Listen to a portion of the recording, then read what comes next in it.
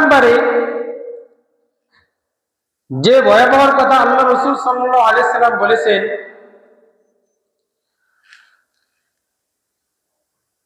সহিহ বুখারী, অর্থাৎ সুদখোরদের দুনিয়াও ধ্বংস আখিরাতও ধ্বংস। সুদখোরদের দুনিয়াও ধ্বংস আখিরাতও কি ধ্বংস। বুখারী শরীফের 2726 নং 66 নং হাদিস আল্লাহ রাসূল সাল্লাল্লাহু আলাইহি সাল্লাম ইরশাদ করেন, হযরত আবু হুরায়রা রাদিয়াল্লাহু তাআলা থেকে বর্ণিত, নবী করিম সাল্লাল্লাহু আলাইহি সাল্লাম ইরশাদ করেন, তোমরা 7টি জিনিস থেকে তোমরা বিরত থাকবে। সাহাবীগণ আরজ করলেন, ইয়া রাসূলুল্লাহ, ইয়া হাবিবাল্লাহ, এই 7টি জিনিস কি? তিনি বললেন, 1 নম্বরে হলো আল্লাহর সাথে কাউকে শরীক করবে না। কি করবে না? আল্লাহর সাথে কাউকে শরীক করবে না। আল্লাহ পাক রব্বুল আলামিন কিয়ামতের ময়দানে সমস্ত গুনাহ মাফ করে দিতে পারেন, কিন্তু আল্লাহর সাথে যদি কাউকে শরীক করে, শিরকের গুনাহ আল্লাহ পাক রব্বুল আলামিন কিয়ামতের ময়দানে মাফ করবেন না। 2 নম্বরে জাদু করা, অর্থাৎ কার উপরে জাদু করা যাবে না। কি করা যাবে না? কার উপরে জাদু করা যাবে না। কাউকে জাদু করে কুফরি করে কাউকে ক্ষতি করা যাবে না। যদি কাউকে জাদু করে ক্ষতি করা হয়, আল্লাহ পাক রব্বুল আলামিন তাকে কিয়ামতের ময়দানে শাস্তি দিবেন। এখন আমরা যদি জাদু টোনা থেকে বেঁচে থাকতে চাই, তাহলে আমি ছোট্ট একটি আমলের কথা আপনাদেরকে বলতে চাই। ছোট্ট একটি আমলটি হলো দৈনিক ফজরের এবং মাগরিবের পরে সূরা ইখলাস 3 বার, সূরা ফালাক 3 বার, সূরা নাস 3 বার যদি কেউ তেলাওয়াত করে, আর ফজরের পরে 3 বার, 3 বার করে, মাগরিবের পরে 3 বার, 3 বার করে, জোহরের পরে একবার সূরা ইখলাস, সূরা ফালাক, সূরা নাস, আসরের পরে একবার সূরা ইখলাস, সূরা ফালাক, সূরা নাস, এশার পরে একবার সূরা ইখলাস, সূরা ফালাক, সূরা নাস, যদি কেউ এইভাবে দৈনিক তেলাওয়াত করে, আর যখন ঘুমাতে যাবে ঘুমানোর সময় যদি 3 বার করে তেলাওয়াত করে, ওই ব্যক্তিকে আল্লাহ পাক রব্বুল আলামিন সমস্ত জাদু টোনা থেকে হেফাজত করবে। আমল একটা শিখিয়ে দিলাম। 3 নম্বরে আল্লাহ তাআলা যাকে হত্যা করা হারাম করেছেন, তাকে হত্যা করা যাবে না। অর্থাৎ অন্যায়ভাবে যদি কেউ কাউকে হত্যা করে, কোন দলীয় কোন্দরে অথবা জমি জমা নিয়ে মারামারি লাগছে, একজন আরেকজনকে হত্যা করে ফেলেছে, হয় কিনা এরকম ঘটনা, ভাই ভাইকে খুন করে ফেলে জমির জন্য, ধন সম্পদের জন্য, টাকা পয়সার জন্য, মানুষ মানুষকে হত্যা করে ফেলে টাকা পয়সার জন্য, ঠিক কিনা? অন্যায়ভাবে কাউকে হত্যা করা যাবে না। যদি কেউ অন্যায়ভাবে কাউকে হত্যা করে, আল্লাহ পাক রব্বুল আলামিন কিয়ামতের ময়দানে তাকে অনেক বড় শাস্তি দিবেন।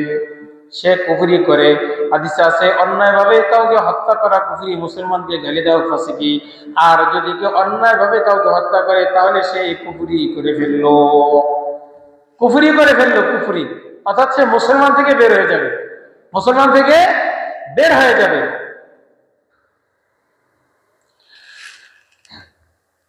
4 নম্বরে সুদ খাওয়া যাবে না। অর্থাৎ হাদিস আল্লাহর হাবিব সাল্লাল্লাহু আলাইহি সাল্লাম বলেন, তোমরা 7টি জিনিস থেকে বেঁচে থাকবে। এর মধ্যে 4 নম্বরে হলো সুদ খাওয়া যাবে না। 5 নম্বরে ইয়াতীমের মাল ভক্ষণ করা যাবে না। আমাদের সমাজে এমন কিছু লোক আছে, যদি ভাই মৃত্যুবরণ করে, ভাইয়ের যদি সন্তান থাকে, এতিম সন্তান থাকে, ওই এতিম সন্তানদেরকে লালন পালন করে এই আশায় যে এরা যখন বড় হয়ে যাবে এদেরকে আলাদা করে দিয়ে দিবে, আর এই যে সম্পদ আছে, ভাইয়ের যে সম্পদ আছে, সমস্ত সম্পদ সে গ্রাস করে ফেলবে, আর বলবে কি, তোমাদেরকে মানুষ করতে আমি সমস্ত সম্পদ ব্যয় করেছি, অতএব তোমরা আর কিছু পাবে না, ঠিক কিনা বলেন? ইয়াতীমের মাল ভক্ষণ করা যাবে না। ইয়াতীমের মাল ভক্ষণ করা যাবে না 5 নম্বরে। 6 নম্বরে যুদ্ধের ময়দান থেকে পলায়ন করা যাবে না। যদি কোনো জায়গায় যুদ্ধ লাগে, অর্থাৎ ইসলামকে প্রতিষ্ঠা করার জন্য যদি কাফেরদের সাথে যুদ্ধ করতে হয়, ওই যুদ্ধের ময়দানে যদি মুসলমান না যায় আর যদি ভয় পায়, এই ভয়ে এসে পলায়ন করলো যে না জানি মুসলমানরা পরাজয় বরণ করবে, এই কারণে সে পলায়ন করে। এই যে যুদ্ধের ময়দান থেকে পলায়ন করলো, এই পলায়ন করা যাবে না। ওই ব্যক্তিকে আল্লাহ রাব্বুল আলামিন জান্নাত দিবেন না। ওই ব্যক্তি কিন্তু মুনাফিক। ওই ব্যক্তি কি? ওই ব্যক্তি মুনাফিক। আল্লাহ রাসূল সাল্লাল্লাহু আলাইহি সাল্লাম নিষেধ করেছেন, তোমরা যুদ্ধের ময়দান থেকে কেউ পলায়ন করবে না। কারণ যুদ্ধের ময়দানে গিয়ে যদি কেউ জিহাদ করতে করতে, যুদ্ধ করতে করতে যদি সে মৃত্যুবরণ করে, আল্লাহ রাব্বুল আলামিন ওই ব্যক্তিকে শহীদি মর্যাদা দান করবেন, অর্থাৎ ওই ব্যক্তি শহীদ হয়ে যাবে। এই ব্যক্তি বিনা হিসেবে কিয়ামতের ময়দানে জান্নাতে প্রবেশ করবে। তাহলে 6 নম্বরে কি করা যাবে না? যুদ্ধের ময়দান থেকে পলায়ন করা যাবে না। 7 নম্বরে সরল সতীসাধী নারীদের উপরে অপবাদ দেওয়া যাবে না। কি করা যাবে না? সতীসাধী নারী, একজন মহিলা কোনো দোষ করে নাই, কোনো কিছুই করে নাই, অমনি মানুষ তাকে অপবাদ দিয়ে দেশ থেকে, ঘর থেকে বের করে দেয়, এলাকা থেকে বের করে দেয়, তাকে শাস্তি দেয়, তার মাথা নেড়া করে দেয়। এরকম ঘটনা আছে না নাই? আছে না নাই? এরকম কাজ করা যাবে না। কোরআনে আছে, আল্লাহ রাব্বুল আলামিন সূরা নূরের মধ্যে বলেছেন, যদি কোনো ব্যক্তি কাউকে অপবাদ দেয়, যদি কেউ জিনা করে তাহলে তার শাস্তি হলো 80 বেতের আঘাত, আর যদি কেউ অপবাদ দেয় তাহলে অপবাদের শাস্তি হলো 100 বেতের আঘাত। জিনার চেয়ে অপবাদের শাস্তি বড়। জিনার চেয়ে অপবাদের শাস্তি বড়। তাহলে 7টা কাজ করা যাবে না। কয়টা কাজ? 1 নম্বরে আল্লাহর সাথে কাউকে শরীক করা যাবে না। 2 নম্বরে কি? 2 নম্বরে হলো জাদু করা যাবে না।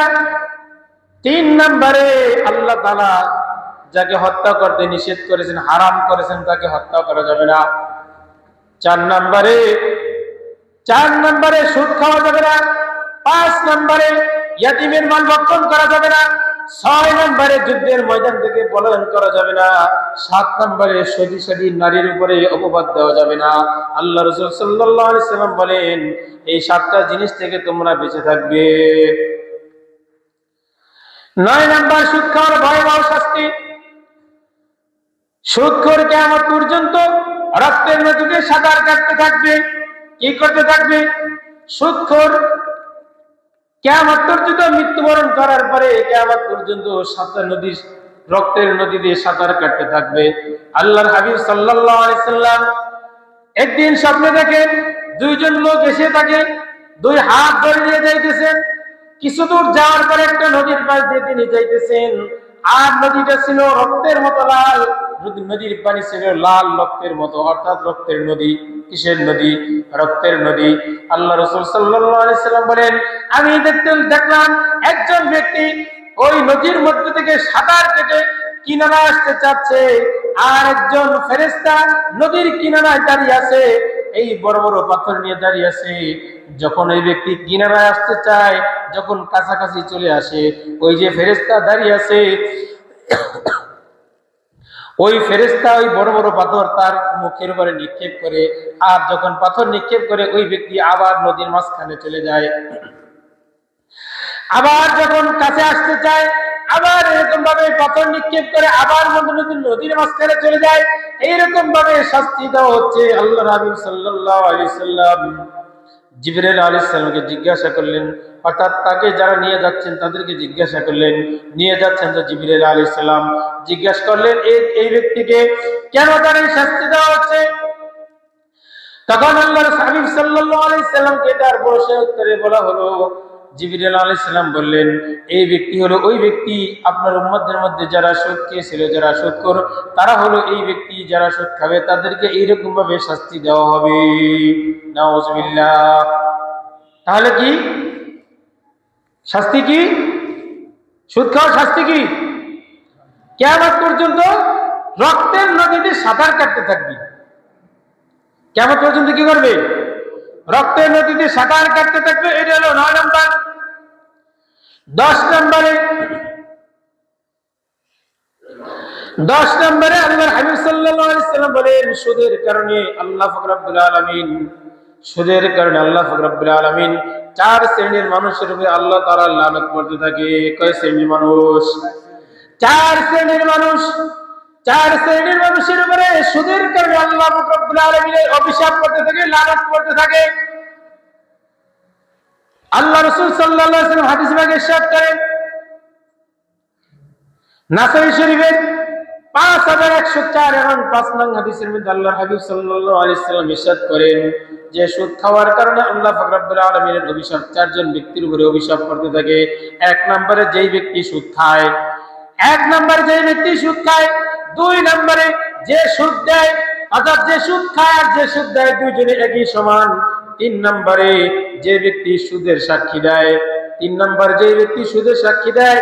4 নম্বরে যে ব্যক্তি সুদ লেখে। কয়জন বললাম? 4 শ্রেণীর লোক। 4 শ্রেণীর লোক, 4 জন না, 4 শ্রেণী। এক শ্রেণী হলো সুদ খায়, আর এক শ্রেণী হলো সুদ দেয়, আর এক শ্রেণী সুদের সাক্ষী দেয়, আর এক শ্রেণী হলো যে ব্যক্তি সুদ লেখে। এই 4 শ্রেণীর লোকের উপরে আল্লাহ রাসূল সাল্লাল্লাহু আলাইহি সাল্লাম বলেন, এই 4 শ্রেণীর উপরে আল্লাহ তাআলার অভিশাপ সবসময়ের জন্য পড়তে থাকে। অর্থাৎ যদি ওই ব্যক্তিরা তওবা না করে, তওবা না করা পর্যন্ত যদি ফিরে না আসে, ওই তওবা না করা পর্যন্ত এই 4 শ্রেণীর লোকের উপরে আল্লাহ রাব্বুল আলামিনের অভিশাপ সব সময়ের জন্য পড়তে থাকে। সুদ খেলেন না, সুদ করলেন না, এমনও ঘটনা ঘটে যে সুদ দেওয়ার জন্য একজন সাক্ষী দরকার হয়। বলে যে ভাই, তোমাকে আমি 500 টাকা দেব, তুমি আমাকে একটু সুদ দেওয়ার সাক্ষী দিয়ে দাও। ঠিক আছে, আমি সাক্ষী দেব। ওই ব্যক্তির সামনে বসে 1 লক্ষ টাকা আরেকজনকে সুদ দিল, বলল যে আমি তোমার সাক্ষী রেখে ওকে আমি 1 লক্ষ টাকা দিলাম, মাসে আমাকে 2000 টাকা করে লাভ দিতে হবে। 2000 টাকা করে লাভ দিতে হবে 1 বছরের জন্য। তুমি সাক্ষী থাকো। বললো ঠিক আছে, আমি সাক্ষী থাকলাম। ওই যে ব্যক্তি সাক্ষী থাকলো, ওই ব্যক্তি ধরলো না, ছিল না, সে মাসে 2000 টাকা করে 1 বছরে 12 দুগুণী 24,000 টাকা লাভ খেলো। আর ওই ব্যক্তি মাত্র 500 টাকার কারণে সাক্ষী দিল। ওই ব্যক্তি যে 24,000 টাকা সুদ খাওয়ায় যে গুনাহ হবে, ওই যে 500 টাকা খেয়েছে, ওই ব্যক্তির আমল নামায় ওই পরিমাণ গুনাহ আল্লাহ তাআলা দান করবে। আর এক ব্যক্তি হলো যে ব্যক্তি লেখে, যে ব্যক্তি সুদ লেখে, ওই ব্যক্তির আমল নামায় সুদ খাওয়ার যে গুনাহ, ওই রকম গুনাহ আল্লাহ তাআলা তার আমল নামায় দিয়ে দিবেন। অর্থাৎ 4 শ্রেণীর মানুষ একই গুনাহ করে, যে সুদ খায়, যে সুদ দেয়, আর যে সুদের সাক্ষী দেয়, আর যে ব্যক্তি সুদ লেখে।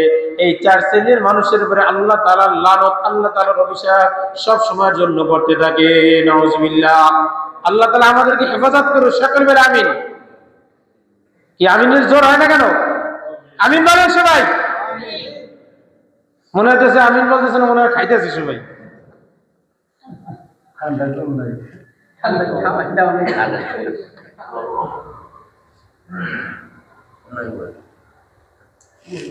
এগারো নম্বরে সামান্য সুদ খাওয়ার। কেউ যদি সামান্য পরিমাণে সুদ খায়, আল্লাহ রাসূল সাল্লাল্লাহু আলাইহি ওয়াসাল্লাম হাদিসে ইরশাদ করেন, কেউ যদি 1 দিরহাম পরিমাণ সুদ খায়, 1 দিরহাম, কেউ যদি 1 দিরহাম পরিমাণ সুদ খায়, তাহলে ওই ব্যক্তির আমল নামায় 1 দিরহাম সুদ খাওয়ার কারণে ওই ব্যক্তির আমল নামায় 36 বার, 33 বার, কোন কোন বর্ণনা এসেছে 36 বার জিনা করলে যেই গুনাহ হয়, ওই পরিমাণ গুনাহ আল্লাহ তাআলা তার আমল নামায় দিয়ে দেন। নাউজুবিল্লাহ। কয় টাকা সুদ খাওয়ার কারণে?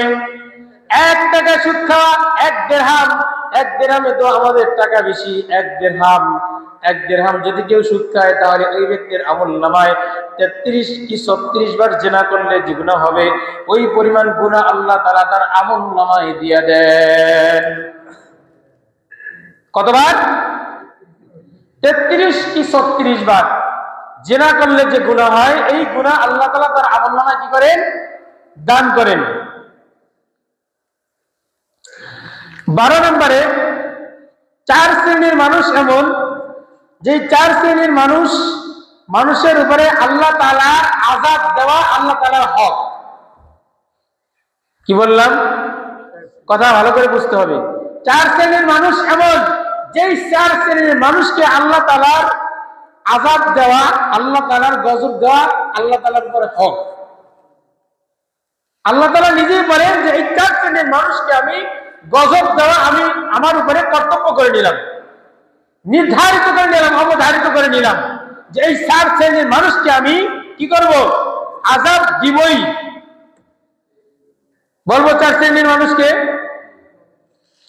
1 নম্বরে যে ব্যক্তি সুদ খায়,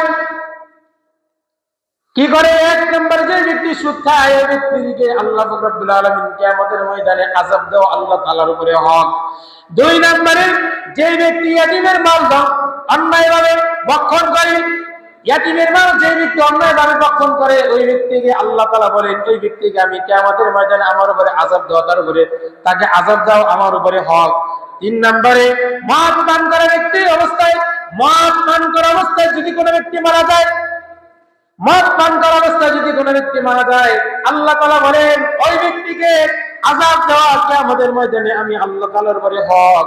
4 নম্বরে পিতামাতার অবদ্ধ সন্তান যদি পিতামাতার অবদ্ধ অবস্থায় মারা যায় তাহলে ওই ব্যক্তিকে, ওই সন্তানকে আমি আল্লাহ তাআলার উপরে আযাব দেওয়া আমার উপরে হক। নাউজুবিল্লাহ। তাহলে কয় শ্রেণী বললাম? 4 শ্রেণী মুখস্থ করতে হবে। 1 নম্বর কি? যে ব্যক্তি সুদ খায়, 1 নম্বরে মুখস্থ করেন। 1 নম্বরে যে ব্যক্তি সুদ খায় ওই ব্যক্তির উপরে আল্লাহ তাআলার আযাব দেওয়া হক। 2 নম্বরে যে ব্যক্তি ইয়াতীমের মাল ভক্ষণ করে ওই ব্যক্তির উপরে আল্লাহ তাআলার আযাব দেওয়া আল্লাহ তাআলার উপরে হক। 3 নম্বরে মদ পান করা অবস্থায় যদি কোনো ব্যক্তি মারা যায় কিনা, মারা গেছে কিনা বলেন? মদ পান করার কারণে, অতিরিক্ত মদ পান করার কারণে মানুষ মারা গেছে, ইন্তেকাল করছে, এরকম লোক আছে না নাই?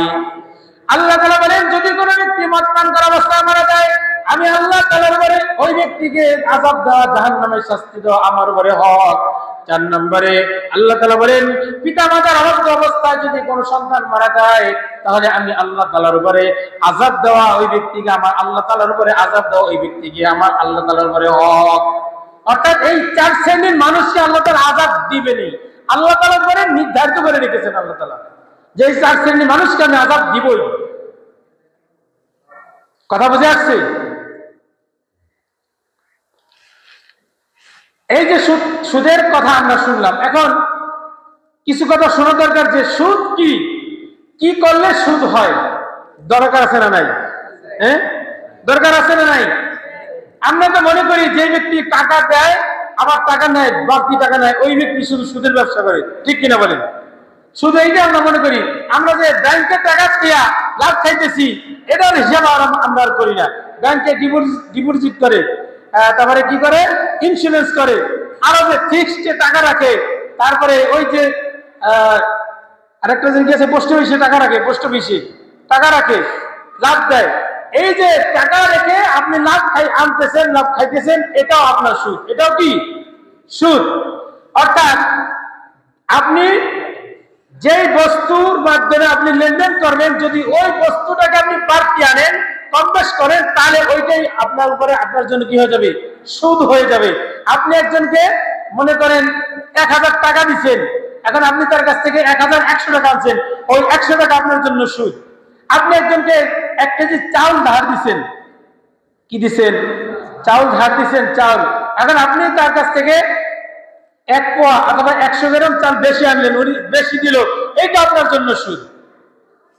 আপনি স্বর্ণের বিনিময়ে স্বর্ণ দিয়ে যদি ব্যবসা করেন তাহলে এটা হবে সুদ। অর্থাৎ স্বর্ণ দিচ্ছেন 1 ভরি, আপনি 1 ভরি 1 আনা বেশি আনলেন, এটা আপনার জন্য সুদ। আপনি রূপা দিচ্ছেন 5 ভরি, 5 ভরি রূপা দিয়া আর কিছুদিন রাখছেন, রাখার পরে উনি আবার আপনাকে 5 ভরি 2 আনা বেশি দিল, এটা আপনার জন্য সুদ হবে। কথা বুঝে আসছে? এরপরে আপনার ঘরে মনে করেন মা বোনেরা যে সমস্ত কাজ বেশি করে থাকেন, যেমন ঘরে যদি কিছু ফুরিয়ে যায়, তেল ফুরিয়ে যায়, লবণ ফুরিয়ে যায়, মরিচ ফুরিয়ে যায়, পেঁয়াজ ফুরিয়ে যায়, ইত্যাদি ইত্যাদি। এখন মনে করেন লবণ ফুরিয়ে গেছে, এখন আপনার বিবি সাহেব বললেন পাশের বাসায় ভাবিকে, ভাবি আমাকে 1 কেজি লবণ দেন অথবা আমাকে 1 কৌটা লবণ দেন। আপনার ভাই বাজারে গেছে, আমার তো রান্না করতে হবে, আপনার ভাই আবার আনলে আমি আপনাকে আবার ফেরত দেব। ঠিক আছে, আনছেন, আনার পরে আপনি কি করলেন, আপনার স্ত্রী কি করলেন, একটু লবণ বেশি দিলেন অথবা একটু কম দিলেন, এইটা আপনার জন্য সুদ হবে। ওনার জন্য সুদ হবে, আপনার জন্য সুদ হবে। কথা বুঝে আসছে? কথা বুঝে আসছে আপনাদের? গমের বিনিময়ে যদি গম দিয়ে কম বেশি করা হয় তাহলে সুদ হবে। আটার বিনিময়ে যদি আটা দিয়ে করা হয়, কম বেশি করা হয়, তাহলে সুদ হবে। কথা বুঝে আসছে? আর একটা প্রচলন আছে, যেমন জিনিস বন্ধক রাখা। কি রাখা? জায়গা জমি জিনিসপত্র স্বর্ণালঙ্কার বন্ধক রাখে, বন্ধক রাখে না? এই বন্ধক রাখার বিনিময়ে যে উপকারটা নেওয়া হয়, অর্থাৎ একজনের জমি বন্ধক রাখছে, এক পাখি জমি বন্ধক রাখছে 50,000 টাকার বিনিময়ে বা 1 লাখ টাকা, 2 লাখ টাকার বিনিময়ে। এখন যার কাছে বন্ধক রাখছে ওনার কাছ থেকে টাকা আছে 2 লাখ, উনি এই জমিটা 2 বছর কি 3 বছর যতদিন টাকা দিতে না পারে অতদিন উনি জমিটা কি করে, ভোগ করে। ঠিক কিনা বলেন? চাষাবাদ করে ভোগ করে খায়, ফসল আবাদ করে ফসল খায়। এটা ওনার জন্য সুদ হবে। এটা কি হবে? এইটা সুদ হবে। আপনার কাছে একজন একটা গাড়ি রাখছে, জমা বন্ধক রাখছে, আমানত, এটা হচ্ছে আমানত। আপনি আপনার কাছ থেকে 5 লাখ টাকা নিচ্ছে একটা গাড়ি বন্ধক রেখে। এখন আপনি যদি এই গাড়িতে বসে, গাড়িতে চড়েন, গাড়িতে বাজার করেন, গাড়িতে এদিক যান ওদিক যান, এটা আপনার জন্য সুদ হবে। কথা ক্লিয়ার? এই কথা বুঝতে পারছেন আপনারা? তাহলে এখন যদি আপনি, যেমন আপনি জমি বন্ধক রাখছেন, বন্ধক রাখার পরে আপনাকে আবার তার সাথে একটা চুক্তি করতে হবে। যদি আপনার এই জমিন থেকে আপনার উপকার পেতে হয়, যে ভাই জমিন তো বন্ধক রাখছি, হ্যাঁ আপনার জমিন তো আমার জমিন তো আপনার কাছে বন্ধক রাখছি, বা যিনি রাখবেন জমিন উনি বলবেন যে ভাই আপনার জমি তো আমি বন্ধক রাখছি, এখন এটা তো আমার কাছে আমানত, আমি আপনার কাছ থেকে এই জমিন যে আবাদ করার জন্য ভাড়া নিতে চাই। ভাড়া হিসেবে আমি আপনাকে মাসে বা বছরে 2,000 টাকা দিব, বা 1,000 টাকা দিব, বা 5,000 টাকা দিব ভাড়া হিসাবে। আপনি জমিন থেকে ফসল পাবেন 20,000 টাকা, আপনি এখান থেকে 2,000 টাকা ভাড়া হিসেবে দিয়ে ক্ষতি কি বলেন? ক্ষতি আছে? কোনো ক্ষতি আছে? আপনার জন্য জায়েজ হয়ে যাবে।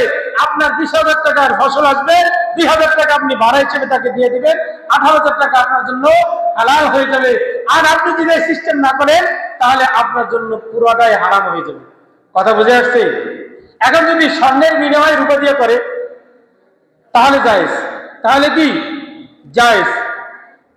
স্বর্ণ আনছে, এখন দিছে রূপা, চুক্তি করে নিছে যে আপনি আমাকে স্বর্ণ দেন, আমি আপনাকে রূপা দেবো এতটুকু বেশি, এটা জায়েজ আছে। কিন্তু স্বর্ণের বিনিময়ে স্বর্ণ কম বেশ করা জায়েজ না, এটাই হলো সুদ। এটা কি? সুদ। অর্থাৎ কোনো কিছুর বিনিময়ে অতিরিক্ত করাই নাম হলো সুদ, সংক্ষেপে। এখন তো সুদের বিষয়টা ক্লিয়ার, বুঝতে পারছেন সবাই? সবাই বুঝতে পারছেন তো? যে এতদিন শুনলাম সুদ খেলে এই হয় সেই হয়, তাহলে সুদ জিনিসটা কি?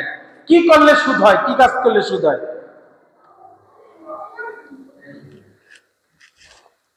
তো যখন মুসলমান, আল্লাহ রাব্বুল আলামিন কোরআনে একটা আয়াত নাযিল করছেন, ইয়া আইয়ুহাল্লাযীনা আমানুত্তাকুল্লাহ ওয়া যারু মা বাকিয়া মিনার রিবা ইন কুনতুম মুমিনিন। যে আল্লাহ তাআলা বলতেছেন যে হে ঈমানদারগণ, তোমরা যদি ঈমানদার হও,